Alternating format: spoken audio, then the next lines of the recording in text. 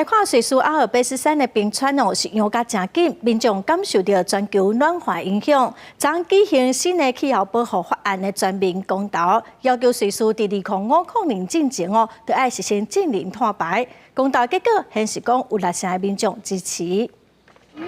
日内瓦火车头在亚雄活动海布丁馆，俄罗斯总统普廷那可能持一张同意票，伊就开始因为假条来出来加速。顶馆文字说明，支持气候保护法都是支持瑞士的人员，不是普廷的石油。Alors j'ai voté oui, mais j'étais un peu déçue, honnêtement, parce que 2050 c'est loin. Ça, il faudrait voter pour 2030. Me semble-t-il.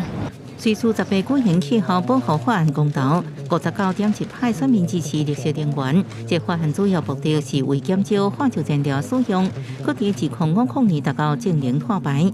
瑞士政府表示，阿尔卑斯山冰川融化速度真紧。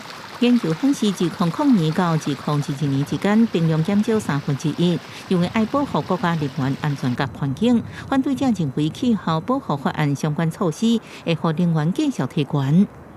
After having lost the CO2 law voting, I think this law is very important to just have this signal that Switzerland is willing to act to achieve the Paris Agreement. But from our figures, we actually see that Switzerland needs to go net zero 10 years earlier.